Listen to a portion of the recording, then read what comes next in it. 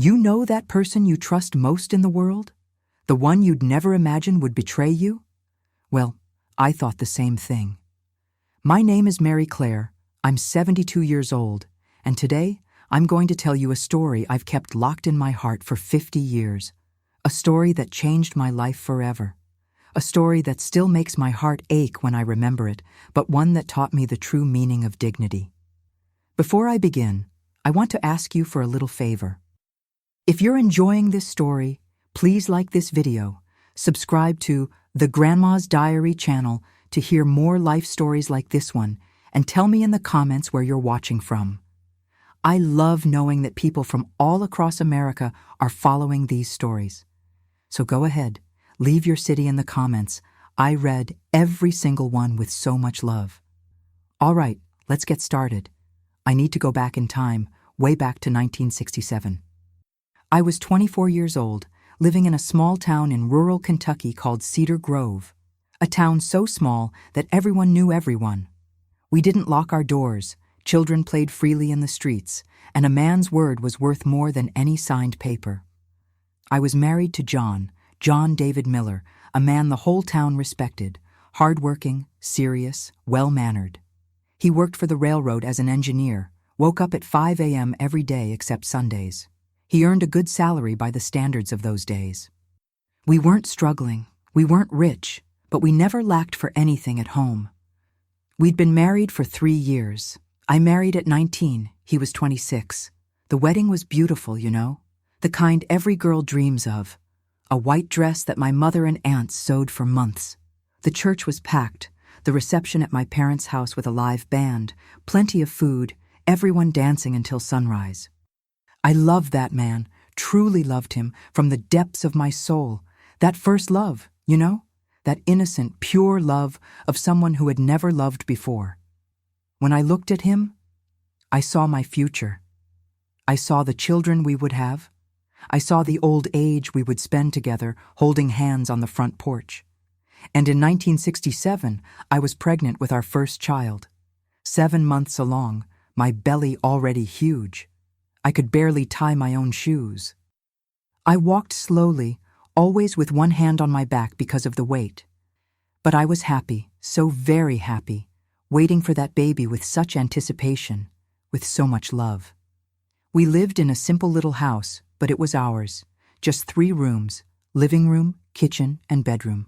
The bathroom was outside, as was common back then.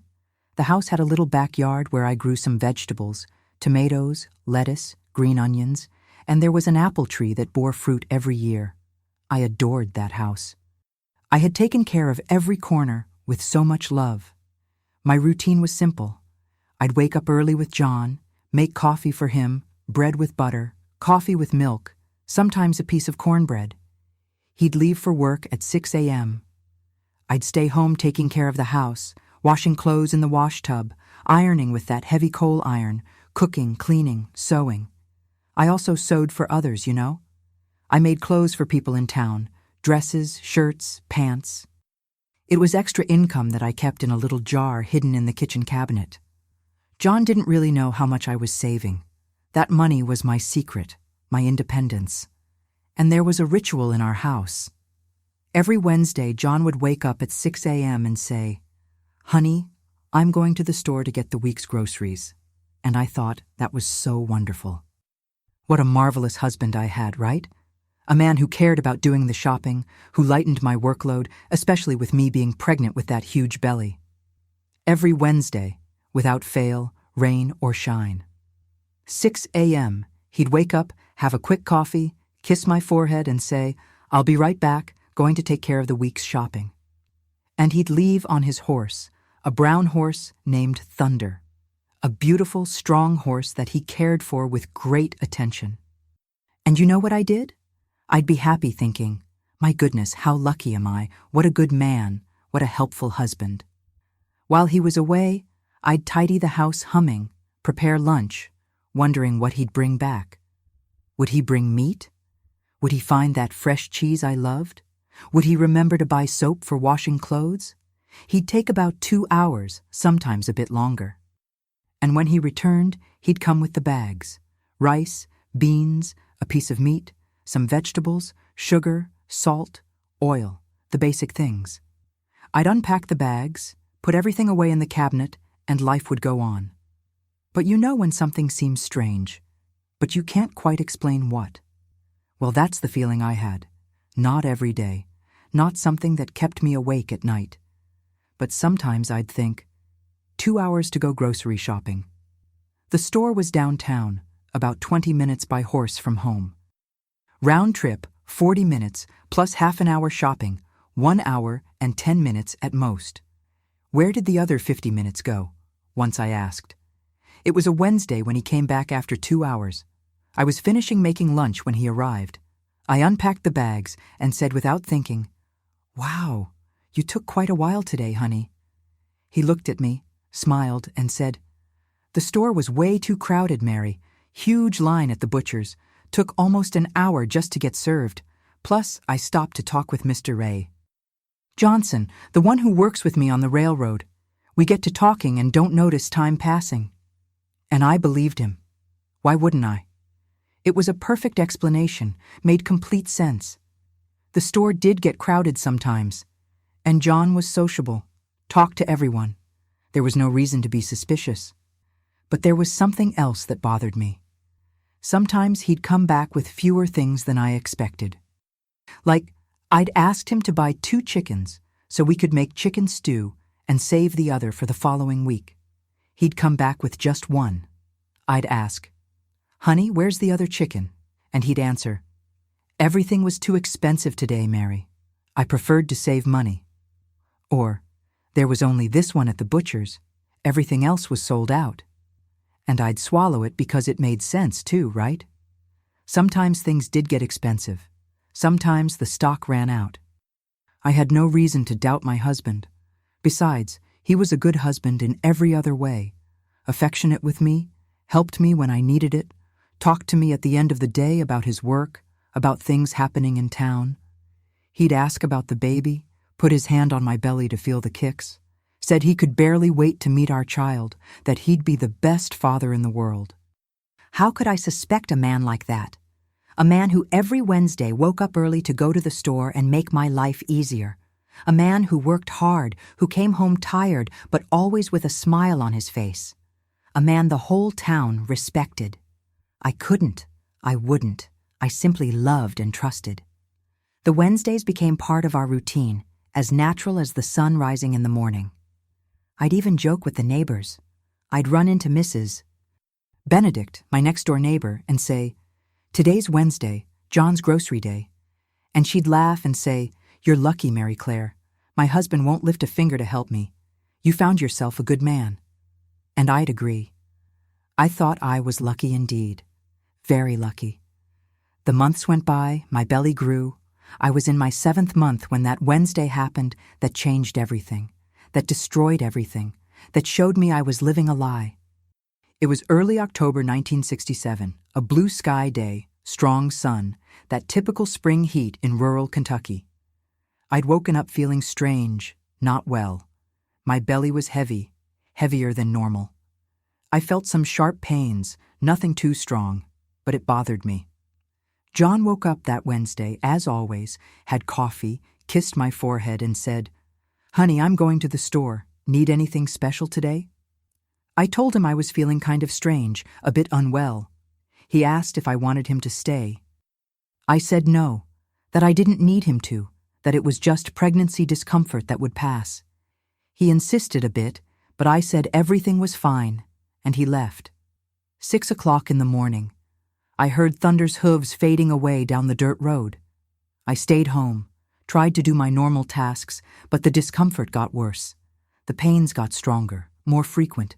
I started getting scared of losing the baby, scared something was wrong.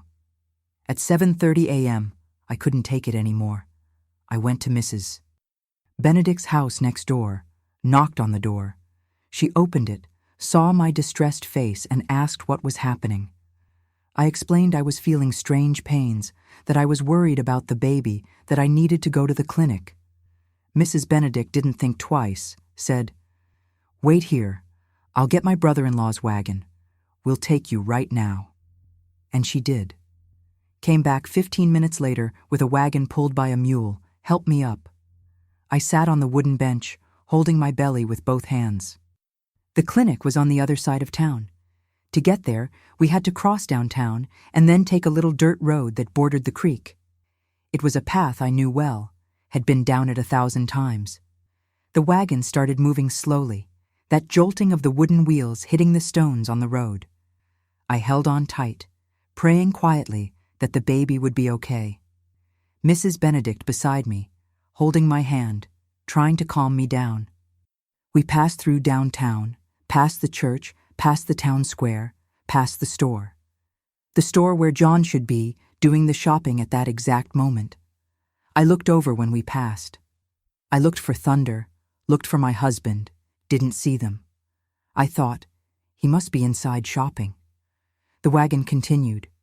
We took the little dirt road that went to the clinic, a somewhat isolated road. There were some little houses scattered about, some simple shacks. We were going slowly because of the holes in the road. And that's when I saw it. On the left side of the road, about 50 yards away, there was a shack. A simple wooden shack with a little yard in front, and tied to a tree beside the shack was Thunder, my husband's brown horse. Unmistakable. My heart stopped. I blinked again. Thought I was seeing things, that the pain, the desperation, the fear of losing the baby was making me see what wasn't there. But it was Thunder. I knew that horse like I knew the palm of my hand. The white spot on his forehead, the way he shook his head. It was him. My breath caught in my throat. I felt my whole body go cold, even with that hot sun beating on my face. My hands started trembling. My heart raced so hard it felt like it would burst out of my mouth. Mrs. Benedict hadn't seen. She was looking ahead, focused on the road. I grabbed her arm hard. She got startled, looked at me. I couldn't speak, just pointed. Pointed to the shack, to the horse. She looked, frowned, asked, "Isn't that horse John's?" I could only nod my head. Yes, it was John's. And in that split second, 1,000 thoughts raced through my head. Maybe the horse had run away. Maybe someone had stolen it. Maybe John was inside asking for help. Maybe there'd been an accident. Anything, any explanation except the one my heart was already screaming, but my head refused to accept. I looked at Mrs. Benedict and said, my voice coming out weak, trembling, "Stop the wagon, please." She hesitated, looked at me, looked at my belly, looked at the shack, said, "Mary Claire, you need to see the doctor. You're in pain. We need to—" I interrupted, grabbed her arm even tighter. "Stop the wagon, Benedict, please." She saw the anguish in my eyes, saw there was no point arguing, asked her brother-in-law to stop. The wagon stopped with a lurch. I was already getting down. My heavy, clumsy body, the huge belly hampering me. I almost fell. Mrs. Benedict caught me, tried to stop me. "Mary, you can't. You're pregnant. If something happens—" But I didn't listen, didn't want to listen. My feet were already stepping on the dirt, already walking toward that shack. Each step was agony, the belly weighing tons, my legs shaking, my heart beating so hard I thought I'd faint. Mrs. Benedict came after me, trying to hold me back, trying to make me return, but I continued. I needed to see, needed to know, even if it killed me inside. I walked those 50 yards that felt like 5 miles, the sun burning my skin, sweat running down my face, my hands shaking so much I could barely keep them steady. The shack had a tiny little window with a faded calico curtain halfway drawn. I approached slowly, each step harder than the last, my whole body screaming for me to go back, my mind begging for this not to be what I was thinking. I leaned against the wooden wall of the shack, felt the rough boards under my fingers, took a deep breath once, twice, trying to prepare myself for what I was about to see, but nothing in this world could have prepared me for that. I approached the window, looked through the gap between the curtain and the wood, and what I saw destroyed my soul. Inside, sitting at a simple wooden table, were 2 people, my husband and Lourdes. Lourdes Ferguson, a widow who lived in town. I knew her, everyone knew her. Her husband had died 2 years before in an accident at the sawmill. She'd been left alone, no children, living alone in that shack. People felt sorry for her. I felt sorry for her. And there she was, sitting across from my husband, both of them drinking coffee. I saw the steam rising from the cups, I saw the coffee pot in the center of the table. I saw a plate with bread. I saw the shopping bags leaning against the wall, the bags that should arrive at my house, the house he shared with me, with his wife, with his child who was about to be born. But the worst thing wasn't the bags. The worst thing was the scene, the intimacy, the way they were. This wasn't a quick visit, wasn't a courtesy conversation. It was something familiar, comfortable. He was at ease. She was at ease. I saw him laughing that way he laughed with me when we were alone at home. I saw him reaching his hand across the table. I saw him take her hand, squeeze it, caress it. My vision became blurred. I don't know if it was tears or if I was about to faint. I grabbed the wall to keep from falling. My legs gave way. I felt Mrs. Benedict holding me from behind. She had seen too. She had looked through the window. I heard her whispering, "Dear God in heaven, dear God in heaven." I kept looking, couldn't look away. It was like I was paralyzed, hypnotized by that horrible scene. I saw him getting up. I saw him going to where she was. I saw him leaning down. I saw him kissing her forehead the same way, the exact same way he kissed my forehead every morning before leaving. That was the last straw. My whole body started shaking uncontrollably. My legs gave out completely. I fell to my knees on the dirt ground. I didn't feel pain, didn't feel anything, just an immense emptiness, a black hole inside my chest that was sucking everything up, my happiness, my future, my life. Mrs. Benedict pulled me up, lifted me forcefully, whispered in my ear, "Let's get out of here, Mary Claire. Let's leave here now." She was desperate, afraid he might come out and see us, afraid of what could happen. I got up staggering. She dragged me back to the wagon. Practically threw me up, told her brother-in-law to leave. Fast. The wagon started moving. The jolt shook me. I felt a sharp pain in my belly, but I didn't care. The physical pain was nothing compared to the pain that was tearing my heart apart. I looked back at that cursed shack. The tears finally started falling, thick, hot, wetting my face, my neck, my dress. Mrs. Benedict hugged me. I collapsed on her shoulder, started crying, sobbing, desperate crying of someone who had just lost everything. She was crying too, stroking my hair, repeating, "I know, my child, I know." The wagon continued, but I was no longer feeling the pains in my belly, was no longer worried about the baby. My mind was completely stuck on that image, that scene. Him and her together, while I, the legitimate wife, the mother of his child, was at home, waiting, trusting, loving. Everything made sense now. Everything. The 2 hours of absence every Wednesday, the shopping that sometimes came incomplete. The money he said was short. He was dividing it. He was taking things to her. He was supporting 2 households, living 2 lives. And I was the idiot, the fool, the dummy who believed everything, who thought it was beautiful that my husband went out to shop, who thanked God for having such a helpful man while he was being helpful to another, caring for another, loving another. How long? That question started hammering in my head. How long had this been going on? Since when? Since the beginning of our marriage? Before? Months? Years? I remembered the Wednesdays, tried to count how many Wednesdays I had lived believing that lie. How many times had he left home, given that kiss on my forehead, looked in my eyes, and lied shamelessly? The wagon stopped. I looked around. We weren't at the clinic. We were in front of Mrs. Benedict's house, in front of my house. She looked at me and said, "You need to rest, Mary Claire. Go in, lie down, calm down, think about the baby. We'll go to the doctor later." I got down from the wagon mechanically, dead inside. I entered my house, that little house I'd loved so much, which now seemed like a prison, a farce, A theater stage where I'd played the role of happy wife without knowing it was just a role. Mrs.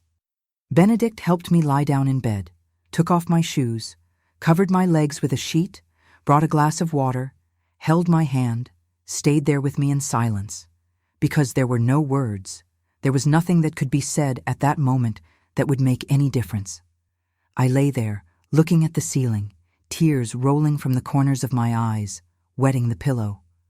I thought about everything, about every moment of our marriage, about every smile, every kiss, every declaration of love. All lies, all false. Or I was just the second choice, the obligation. The one who was at home waiting while the other was the fun, the passion. How long did I stay there? I don't know. I lost track. Mrs. Benedict left at some point, said she'd be back, that if I needed anything, just call. I didn't even respond, just kept looking at that cracked ceiling. And then I heard the sound of horse hooves. He was coming back. It was almost 9 o'clock, 2 hours after he'd left. Normal time for him, the usual routine, as if nothing had happened, as if he hadn't just spent 2 hours with another woman, touching another woman, laughing with another woman. I heard him entering, the sound of the door, the footsteps, his voice calling, "Mary, honey, I'm back." The same voice as always, the same cheerful, casual tone, like all the other Wednesdays. I heard him walking to the kitchen, unloading the bags, the sound of sacks being placed on the table, the noise of packages, him humming softly. Humming? As if nothing had happened. I stayed lying down, motionless.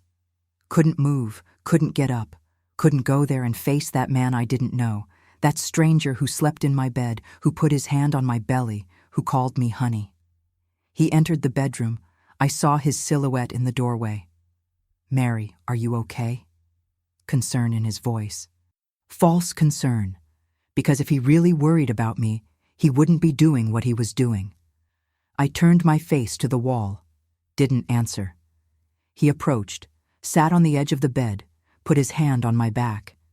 That touch that used to calm me now burned me, made me want to scream, vomit. "Honey, what's wrong? Are you in pain? Is it the baby?" Was he really worried, or was he a very good actor? Probably both. I took a deep breath, tried to control my voice. I spoke without looking at him. "I'm just tired. Let me rest." The voice came out hoarse, weak, but firm enough. He stayed there for a few more seconds, his hand still on my back, then got up. "Okay, I'll make lunch then. You rest." And he left to make lunch. The perfect husband.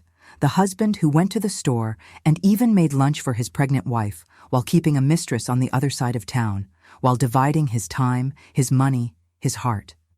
I stayed in bed the rest of the morning. Heard him in the kitchen, the sound of pots, the smell of food. At some point he came back, brought a plate, put it on the little table beside the bed, said I needed to eat for the baby. For his baby. The baby who would grow up thinking he had an honest father, a family man, a man of his word. He left for work after lunch, the afternoon shift at the railroad. Kissed my forehead, the same forehead he'd kissed hers hours before. Said he loved me. Said he'd be back at night. Said for me to rest. The door closed. I heard his footsteps fading away, heard the horse leaving, and it was only then, alone in that empty house, that I let everything out. I cried like I'd never cried in my life. Cried until I had no more tears, until my throat hurt, until my whole body shook with exhaustion. But in the middle of all that crying, in the middle of all that pain, something began to be born inside me. It wasn't anger, not yet. It was something else. It was a cold, calculating clarity, an absolute certainty that I couldn't stay there, couldn't live in that lie, couldn't raise my child in that farce. I got up from bed, walked to the kitchen cabinet, opened the little door at the bottom, got the jar where I kept my savings, opened it, counted the money. I had enough. Enough for a bus ticket. Enough to start over far away, very far away. And at that moment, 7 months pregnant, with my heart broken into 1,000 pieces, I made the most difficult decision of my life. I was leaving. But I couldn't just run away. Not like that. Not at that moment. I needed to think, plan, do it right. Because if I made a mistake, if he noticed something, I wouldn't have a second chance. I spent the rest of that Wednesday in bed, pretending to be sick, pretending to be worried about the baby, and in a way, I really was. Every pain in my belly reminded me that I wasn't alone in that situation. There was a life inside me, an innocent life that completely depended on my decisions.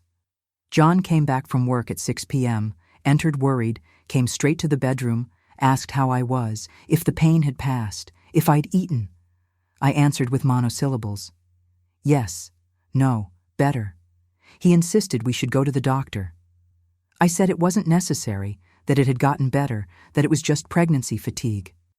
He made dinner, brought it to the bedroom, sat on the edge of the bed, watching me eat. Told me about his day at work, a locomotive that had broken down, a colleague who'd been absent. Every day, trivial things. As if his life was just that. As if there wasn't a huge secret rotting underneath all that normalcy. I ate slowly. Each forkful was an effort. The food had no taste.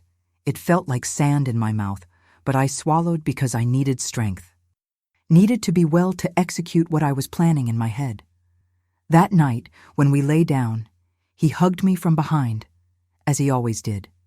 His arm wrapping around my waist, his hand on my belly, feeling the baby, our child moving. I went rigid, every fiber of my body rejecting that touch, but I didn't show it. I breathed deeply. I let him because I couldn't raise suspicions.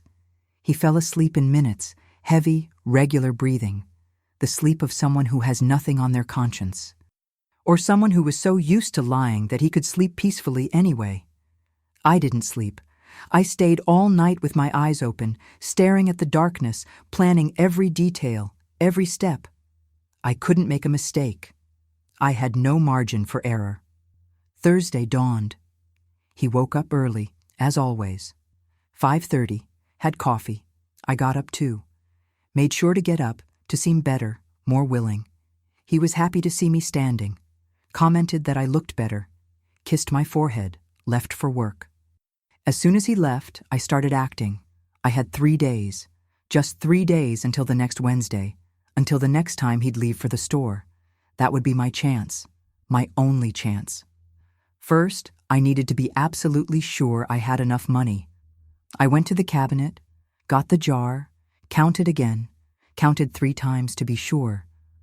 I had $120. It was a good amount. I'd saved that over 2 years, sewing, saving penny by penny, thinking that money would be for the baby's layette, for the things we'd need. I never imagined I'd use it to run away. A bus ticket to Chicago cost $40. I'd asked once, months ago, when a cousin of mine had gone there. $40. I'd have $80 left. $80 to restart an entire life in an unknown city, 7 months pregnant, not knowing anyone. It seemed crazy. It was crazy. But staying there was greater madness. Second step, I needed to find out the bus schedules. There was a small bus station in town. 2 buses left for Chicago daily. One at 6 a.m., another at noon. I couldn't take the 6 o'clock one. Too early. Someone might see me, might tell him. It had to be the noon one. Wednesday. Noon, when he'd be busy. That Thursday, I walked to the bus station. Took almost 40 minutes, walking slowly because of my belly. I'd stop now and then to rest. Some people greeted me, asked how I was, how the baby was. I'd smile. Answer that everything was fine, that I was just taking a little walk, getting some air. I got to the bus station. It was a simple building, a waiting room with wooden benches, a ticket window. I went to the window, asked about schedules to Chicago. The guy looked at me strangely. "Ma'am, are you going to travel in that condition?" I said no, that it was for a cousin of mine, that she wanted to know the schedules. He believed me or pretended to believe. Confirmed it. Noon, every Wednesday and Saturday. I went back home, tired, with swollen feet, but satisfied. I had the information I needed. That night was like the previous one. He came home from work, we had dinner, talked about nothing, went to bed, he slept. I stayed awake, thinking, planning. Friday, the third day. I needed to decide what to take. I couldn't take a suitcase, it would draw attention. It had to be something small, discreet, a bag, a large purse, something that wouldn't raise suspicion if someone saw me on the street. I started separating things secretly when he was at work. 2 changes of clothes, underwear, a small towel, documents, my birth certificate, marriage certificate, ID. I kept everything in a corner of the closet, wrapped in a cloth where he wouldn't look. I got a cloth bag, one of those we used to go to the market. Put the things inside, kept it at the back of the closet, behind other things. He wouldn't see it, had no reason to look. That Friday night when we lay down, he was more affectionate than normal. Ran his hand through my hair, said he loved me, said he was anxious for the baby to be born, that he could barely wait to be a father, that we'd be so happy. Every word was a knife, going in, twisting, but I didn't show it. I smiled, said I was anxious too, that I was happy too. I lied. I lied as well as he lied every Wednesday, Saturday, Sunday, the longest days of my life. I was on a tightrope. Anything out of the ordinary, any wrong word, any different look could give away what I was planning. I forced myself to seem normal. I cooked, cleaned the house, talked to the neighbors, went to church on Sunday, sat beside him in the church pew, prayed, asked forgiveness for planning to leave my husband, but also asked for strength. Strength to do what needed to be done. Monday, Tuesday. The anxiety was killing me. I could barely eat. My stomach churning, heart racing. Every time I thought about what I was about to do, every time I visualized the scene, me leaving home, walking to the bus station, buying the ticket, getting on that bus, going away forever. Tuesday night was the worst. I knew it was the last night, the last time I'd sleep in that bed, in that house, the last time I'd see that man, the father of my child, the man I'd loved, who I still loved in some twisted and painful way. He slept early, tired. I stayed awake, looking at him in the dark, trying to understand, trying to find some answer. How? How could he do it? How could he live 2 lives? How could he look in my eyes and lie so easily? I thought about waking him up, telling him I knew, throwing it in his face, screaming, crying, making a scene, but I didn't, because it wouldn't help. He'd deny it or apologize and promise he'd never do it again, cry, beg. And maybe I'd be weak enough to believe, to forgive, to stay. And I couldn't stay. Not after what I'd seen. Not after knowing that every Wednesday, while I was at home, waiting, trusting, he was in another woman's arms. Wednesday dawned, the day I'd marked. My heart was already racing from the moment I opened my eyes. 5:30 a.m. He woke up normal, like every day, went to shower, came back, got dressed. I got up too, went to make coffee, hands shaking, trying to control myself, trying to seem normal. We had coffee together. He ate bread with butter, drank coffee with milk, talked about the day, about work, about the weather. It was hot. It was going to be a hot day. I agreed, nodded my head, barely heard what he was saying. My head was on what was coming next. 6 o'clock. He got up, went to get his things, wallet, hat, came to where I was, in the kitchen, washing the cups, hugged me from behind, kissed my neck, spoke in my ear. I'm going to the store to do the shopping. Need anything special? The store. The same lie as always, told with such naturalness, such conviction, as if it were true. I turned to him, looked in his eyes, those brown eyes I'd loved so much that now made me nauseous. I smiled, the fakest smile I'd ever given in my life. I said, "No, honey, just the usual things." He smiled back, kissed my forehead. That damned kiss, that kiss he also gave to her. He said, "Okay, I'll be right back." And he left. I heard the door closing, heard his footsteps, heard the horse leaving. I stood still, listening to the sound of hooves fading away, getting farther and farther until it disappeared completely. And then, only then, did I start moving. I ran to the bedroom. Well, I didn't run. I couldn't run with that belly, but I moved as fast as I could. I got the bag I'd prepared, put in the last things, a hairbrush, a bar of soap, the photo from our wedding. Yes, I took that photo. I don't know why. Maybe to remember never to be so foolish again, so innocent, so blind. I got the money, counted it again. $120, everything I had in the world. I put it at the bottom of the bag, wrapped in a handkerchief. I looked around that house, those furniture pieces I'd chosen with so much care, those curtains I'd sewn myself, that baby layette hanging on the line, the tiny clothes I'd embroidered by hand, each stitch made with love, with expectation, with dreams of a future that would never exist. I left everything. Couldn't take it. Wouldn't need those things, those memories, that false life. I went to the table, got a paper, a pen, sat down, my hand trembling. I wrote just one short, direct line. Gone to find what you never truly brought home. I left the note on the kitchen table, where he'd see it when he returned, when he came back with the shopping bags, with his lie intact, thinking he'd fooled me once again, thinking I was here waiting. Fool. I took the bag, breathed deeply one last time, looked back at that door, that house, that life, and I left. I closed the door slowly, without making noise, as if I were just going out for a walk, to visit a neighbor, as if I were coming back. But I was never coming back. I started walking. The street was empty. It was 6:15 a.m. Most people were still sleeping or having coffee. Some men had already left for work, but the streets were quiet. I walked slowly, the heavy belly, swollen feet, bag in hand, each step taking me away from that house, from that man, from that lie. I passed by Mrs. Benedict's house. She was in the yard, hanging clothes, saw me, waved. I waved back. She shouted, "Good morning, Mary Claire. Where are you going so early?" I answered, "Just going to my mother's house. See you later." She waved again, went back to hanging clothes. I lied. My mother lived on the other side of town, opposite direction from where I was going. But Mrs. Benedict didn't know that, or didn't notice. And even if she did, by the time she told someone, I'd be far away.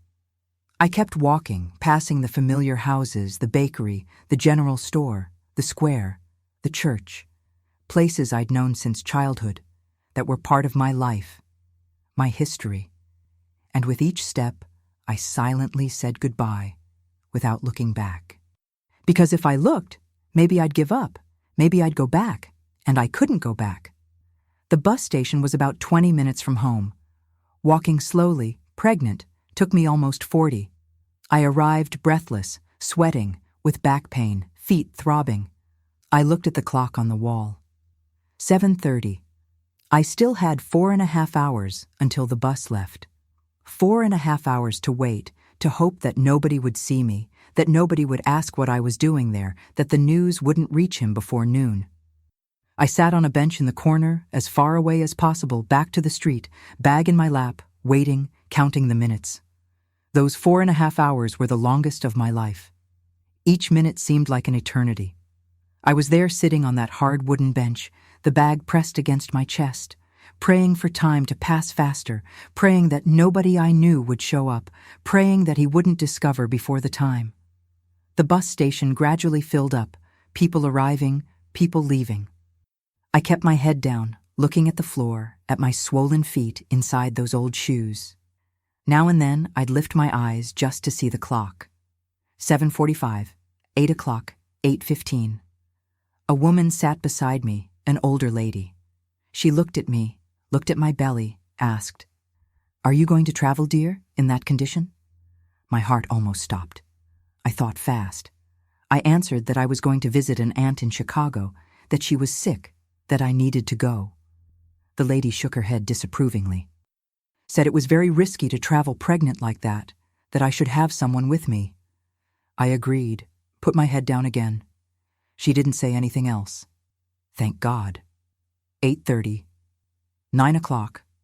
More people arriving, movement increasing. I continued there motionless, trying to make myself invisible, trying not to draw attention.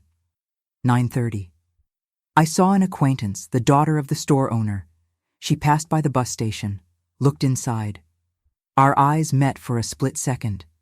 My blood froze. She waved. I waved back. Forced a smile. She kept walking. Didn't enter, didn't ask anything. My heart went back to beating slowly, heavily. 10 o'clock. 10:30. I was getting desperate. How much time was left? I looked at the clock again. 10:40 still. 1 hour and 20 minutes. How could time pass so slowly? I started thinking about him, about John. He must still be there at the shack with her, having coffee, laughing, touching her, without having the slightest idea of what was happening at home, of what I'd done, of the note waiting for him on the kitchen table. When would he come back? Probably around 9, as always.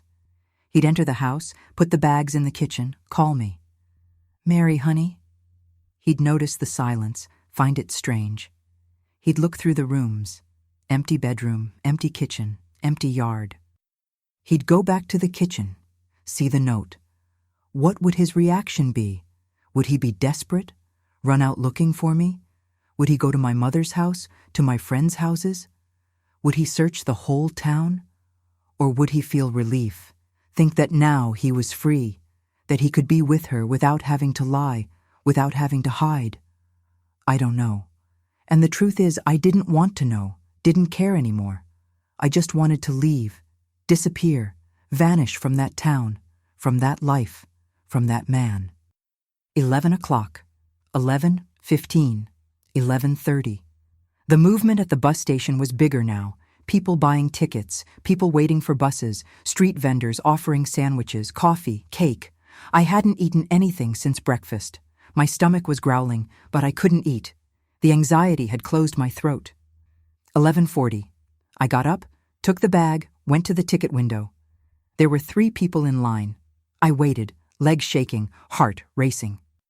The woman in front of me took forever, asking about schedules, prices, destinations. I wanted to scream for her to hurry up, but I stayed quiet, waiting. Finally, it was my turn. The man at the window looked at me, the same one who'd served me on Thursday. He recognized me, frowned. "Ma'am, are you really going to travel? I thought you were asking for your cousin." I said yes, that an urgency had come up, that I needed to go. He shook his head but didn't argue, asked for the money. $40.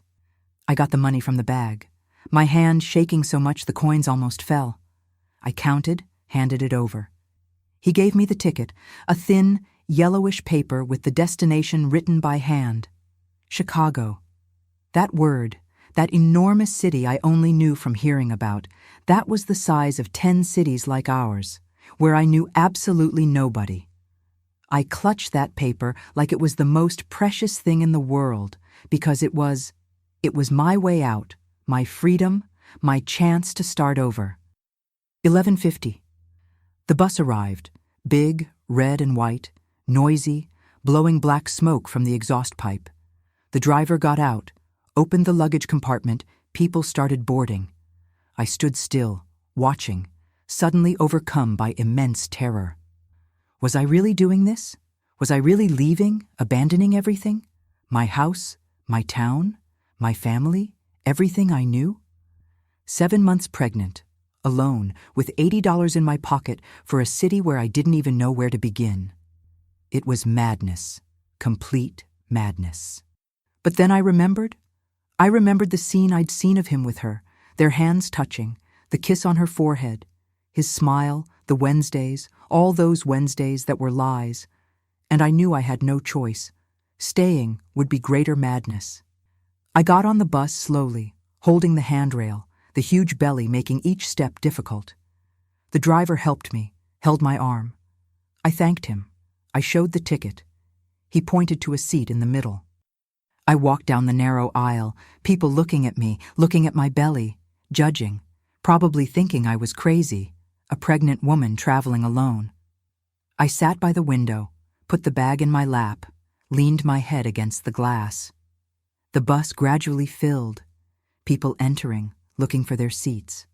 An old man sat beside me, strong smell of cigarettes. He greeted me. I nodded, didn't say anything. Noon.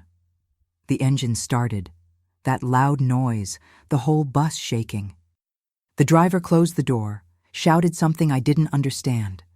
The bus started moving slowly at first, leaving the bus station, taking the main street, passing through downtown. I looked through the window, seeing everything, etching it in memory, because I knew I might never return. Never again see those streets, those houses, those people. We passed the church where I'd gotten married, the square where I'd played as a child, the general store where I bought fabrics to sew, the store. That damned store where he was never really on Wednesdays. We passed near my street, near my house.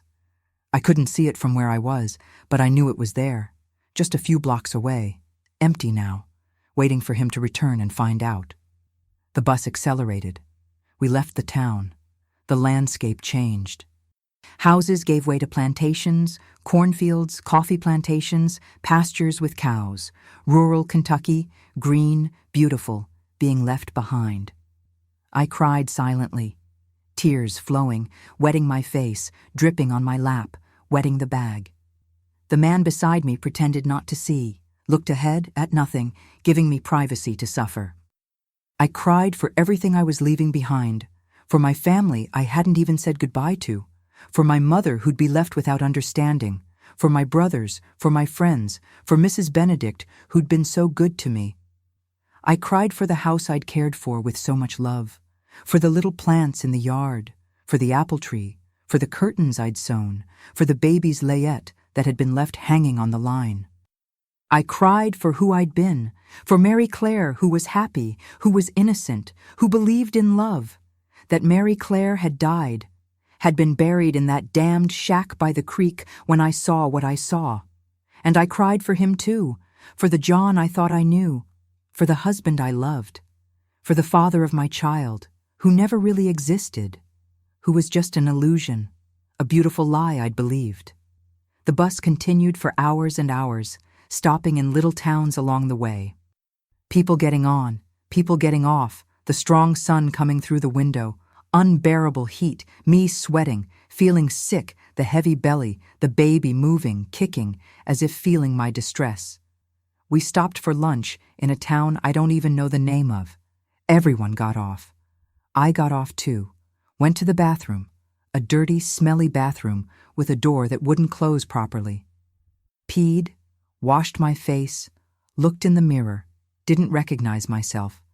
That woman looking back wasn't me. She had red, swollen eyes from crying so much. Pale face, tired, scared. I bought bread with ham, 10 cents, ate standing up, leaning against a wall, the dry bread sticking in my throat. But I forced myself, swallowed because I needed to, for the baby.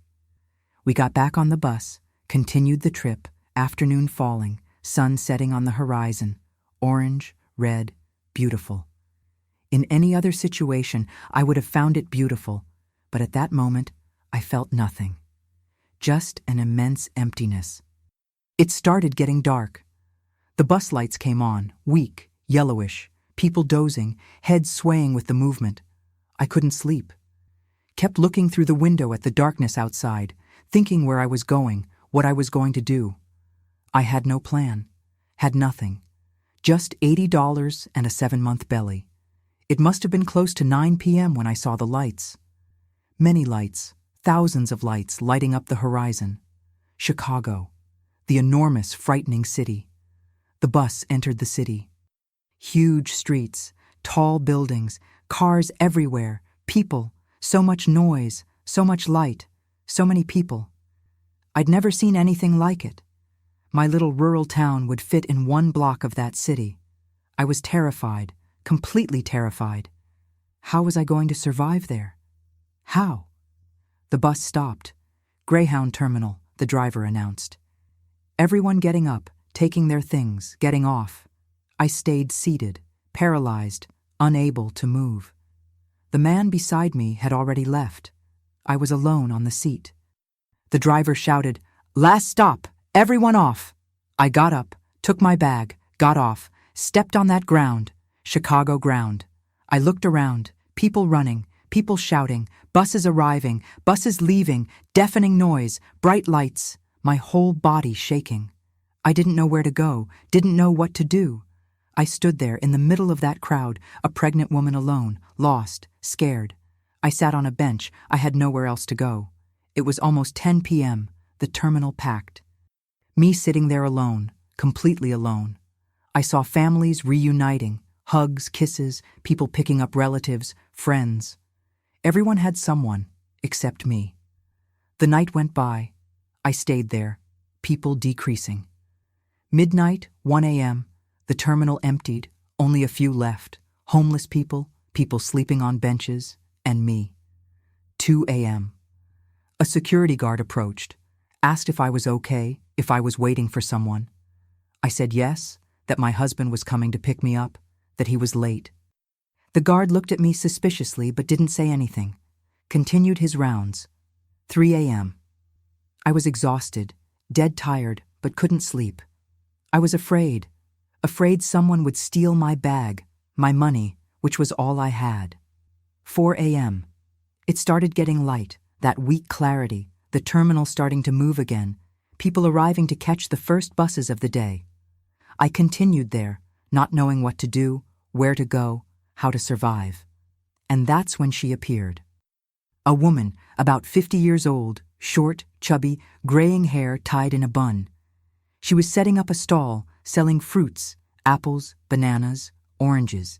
She looked at me, looked again, approached, stopped in front of me, said, "Girl, are you okay? I've been seeing you sitting there all night." I looked at her and I don't know why. Maybe from exhaustion, from desperation, I started crying right there, in front of that stranger. I broke down. She sat beside me, hugged me, didn't ask anything, just stayed there holding me while I cried. When I managed to stop, she asked, "You ran away from home, didn't you?" I nodded my head. She sighed. "Do you have a place to stay?" I shook my head no. "Family here?" "No." "Money?" "Little." She was quiet for a while, thinking. Then she said, "I have a very small room in the back of my house. I use it to store things, but there's an old little bed. You can stay there until you get settled, until the baby's born. Then we'll see." I looked at her, at that stranger, that woman who didn't know me from anywhere, who owed me nothing, but who was offering me a roof, a place, hope. I cried again, but this time from relief. I thanked her through sobs, thanked her so much. She smiled, a tired smile. She said, "My name is Celia. You can call me Cece." And there, in that huge terminal in Chicago, I found my salvation. Miss Cece finished setting up her little stall there at the terminal, arranged the fruits, put up the little signs with prices, stayed until about 10 a.m. selling. I stayed there nearby, sitting on the bench, watching, still half not believing I'd found someone willing to help me in that enormous and scary city. When she closed the stall, put everything away in a big wooden box, she called me, said, "Come on, girl. You need to rest, eat something proper." I got my bag, followed her. We took a bus. Crowded bus, packed, people pushing, me with that huge belly being squeezed. Miss Cece protected me as she could, holding my arm, making space. We got off in a neighborhood she said was called Uptown. Dirt streets, simple houses, shacks, poor people like me. Her house was tiny, 3 rooms, but it was hers. She lived alone. Her husband had died years ago. The children had married, gone away. She was left alone, working, selling fruit to survive. She took me to the back. There was a separate little room, really very small, about 9 by 9 feet. A tiny window, an old bed, a broken closet, musty smell, but it had a roof, 4 walls, and at that moment, that was a palace to me. She gave me a clean sheet, a pillow, a towel, said I could use the house bathroom, that I could cook if I needed to make myself at home. I asked how much the rent was, how much she wanted. She shook her head, said she didn't want anything, that when I got work, made some money, we'd see. But for now, I should stay quiet, rest, take care of that baby. I cried again. It seemed like that's all I did, cry. She hugged me, said I was very young, that life would get better, that I'd see. I was 24 years old. She thought I was young. I felt old and tired, like I'd lived 100 years. I stayed in that little room, slept all day, all night. Woke up the next day, still tired, but a bit better. Miss Cece knocked on the door, brought coffee, bread with butter, sat on the edge of the bed, talked with me, asked my story, where I was from, what had happened. I told everything, the husband, the betrayal, the escape. She listened in silence, nodding her head. At the end, she said, "You did right, girl. You did absolutely right. A man who cheats is no good, doesn't deserve a wife, doesn't deserve a family." I stayed in the little room for 3 weeks, resting, trying to gather strength, trying to prepare myself for what was coming. Miss Cece didn't charge me anything, gave me food, treated me like a daughter. I helped with what I could, cleaned the house, washed clothes, cooked. It was the least I could do, but I knew I couldn't depend on her forever. I needed to work, earn my own money, especially because the baby would be born in less than 2 months. And babies need things, diapers, clothes, food. I started looking for work, but who would hire a pregnant woman at 8 months? Nobody. I knocked on so many doors, stores, restaurants, family houses looking for a maid. They all dismissed me as soon as they saw my belly. It was Miss Cece who had the idea. She said, "Why don't you sell something with me at the terminal? There are people who sell flowers, sell well, especially at the cemetery gate, people buying to take to the dead." Cemetery, flowers. It wasn't what I'd dreamed for my life, but it was what I had. She lent me money, $20 to buy the first flowers, roses, carnations, daisies. I went to the flower market at dawn, bought what I could, made some simple bouquets, tied them with string, and went to the cemetery. Graceland Cemetery was about 20 minutes walking from Miss Cece's house. I arrived early, 6 a.m. There were already other people selling flowers, but there was space. I sat on the sidewalk, put the flowers in front of me, waited. People came to visit the graves, Memorial Day, death anniversaries, or just because they wanted to see relatives. Many bought flowers from me, from the other vendors. I sold cheap, cheaper than the others, because I needed to sell, needed that money. At the end of the day, I'd sold almost everything, made $12 profit, $12 that seemed like a fortune. I went home exhausted, feet swollen, back aching, but happy, because I'd done it. I'd worked, I'd earned my own money. I did this every day, woke up early, bought flowers, went to the cemetery, sold, came back. Gradually, I built a clientele, people who always bought from me, who knew I was pregnant, alone, fighting, and had pity or admiration, I don't know, but they bought. I saved money. Little, but I saved. Kept it in an old biscuit tin, hidden under the bed, for when the baby was born, for the things I'd need. I was 8.5 months along when it happened. It was a December afternoon, hot, very hot. I was at the cemetery selling, feeling some light pains in my back. Thought it was fatigue. Continued there, but the pains got stronger, more frequent. I realized it wasn't fatigue. It was the baby. Coming 2 weeks early, but coming. I gathered the remaining flowers, put them in the bag, started walking slowly, stopping when the pain came, holding on to the wall, breathing deeply, people looking at me, asking if I was okay. I said yes, that I was going home, but I wasn't okay. I couldn't make it home. The pain got too strong, unbearable. I sat on the sidewalk, in the middle of the street. Couldn't walk anymore. People gathered around me. Someone called an ambulance or fire truck. I don't remember exactly. I just remember the pain, the immense pain tearing my body apart. They took me to a hospital, public hospital, big, crowded, noisy. Put me on a stretcher, took me to a room, took off my clothes, put me in a faded green gown, nurses coming and going, doctor examining, saying things I didn't understand. The pain was so much I thought I was going to die. I screamed, cried, grabbed the sheets, begged please for someone to make the pain stop, but nobody could. I had to go through it. Alone, with nobody holding my hand, without my mother, without a husband, alone. It lasted hours, hours of agony, pain, desperation, until finally, I heard the cry. That sharp, piercing little cry. My son, my baby was born. A nurse brought him wrapped in a white cloth, placed him in my arms.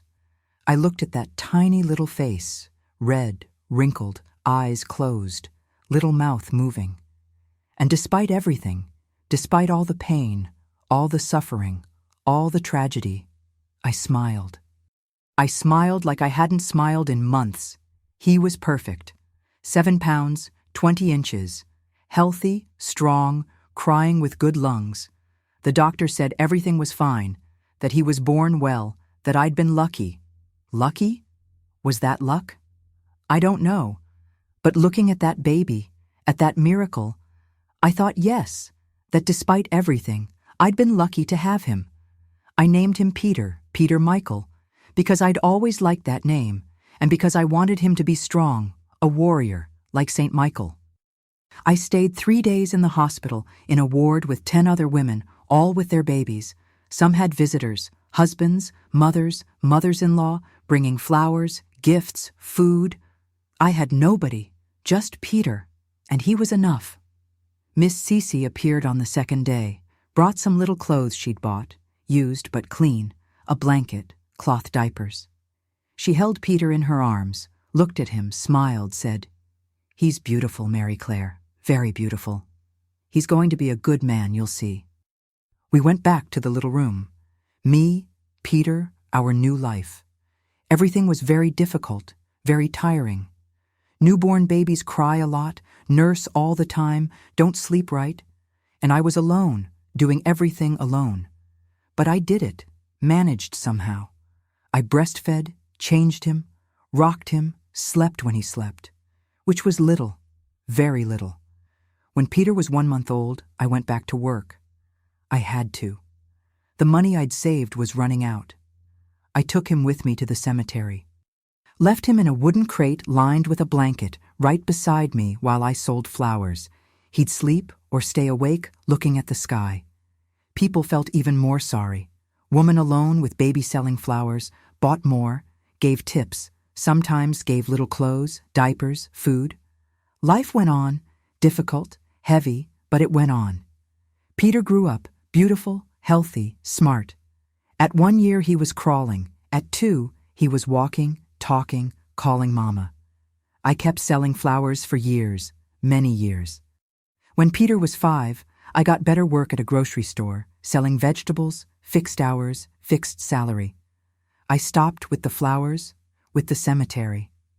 With the money I earned, saving penny by penny, I managed to pay for Peter to study. Private school, simple, but private. He was intelligent, very intelligent, got good grades. Teachers liked him. I encouraged, pushed, demanded, always said, "Study, my son, study hard. It's the only way you'll have a better life, different from mine." And he studied, really studied, passed the college entrance exam, engineering at a public university. I cried when he told me, cried with pride, happiness, relief, because I knew he'd make it. He'd have a good, dignified life. He graduated, got a job, good job, married, gave me grandchildren. Today he's a civil engineer, works for a big company, earns well, has his own house, car, family. I retired, sold lunchboxes for years after the grocery store, saved money, bought a small diner, worked there until I couldn't anymore, sold it. Today I live on retirement, which is little, but enough to survive. I never married again, never wanted to, never trusted a man that way again. Had some short relationships, nothing serious, nothing that made me want to share my life again. And John, what happened to him? For a long time, I didn't know. didn't want to know. I'd cut all contact with my town, with my family, disappeared completely. About 15 years ago, when I was in my 50s, a cousin of mine found me, discovered where I lived, came to visit. We talked, she told me about things back home, about the town, about people, and she told me about him. She said that when I ran away, when he came home that Wednesday and found the note, he went completely crazy. Ran through the town looking for me. Went to my mother's house, my brothers, my friends. Nobody knew anything. I hadn't told anyone.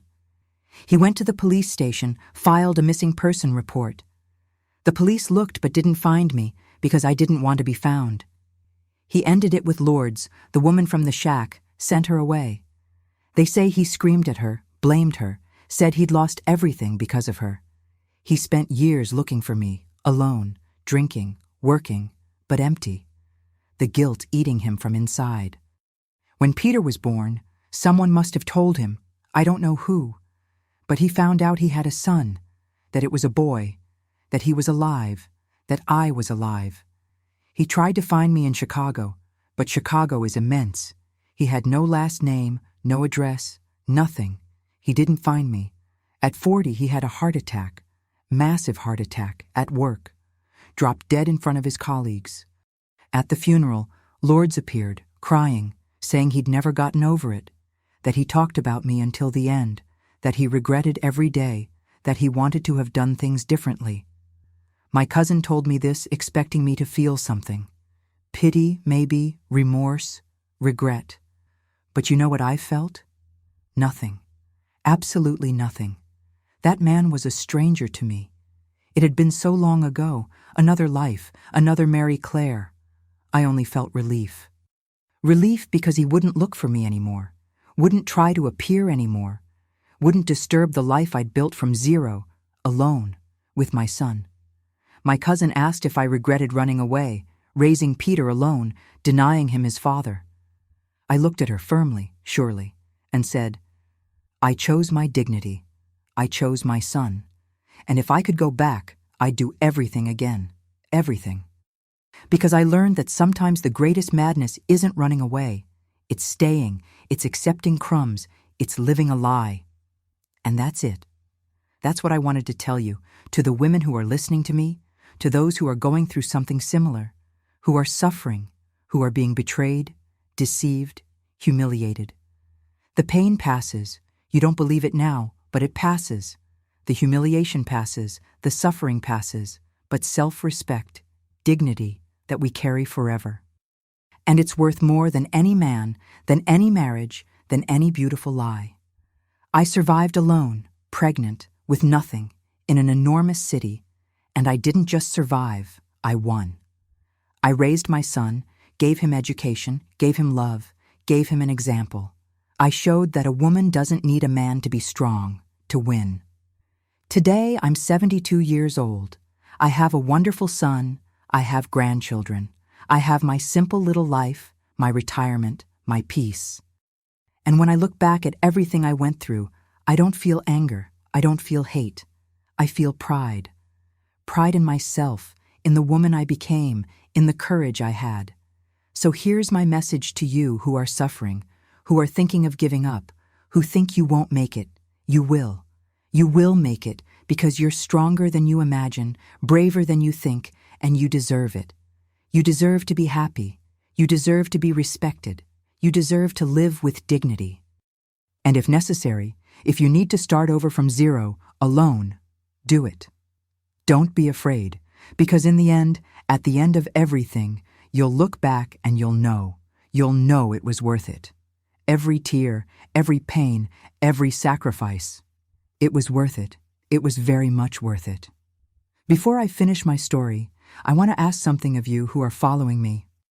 If this story touched your heart, if you were moved, if somehow this made sense to you, please like this video, subscribe to the Grandma's Diary channel to hear more real stories like this one, and tell me in the comments, have you ever been through something similar? Do you know someone who needed to hear this story? Share it with those who need to know it's possible to start over, that it's possible to survive, that it's possible to win.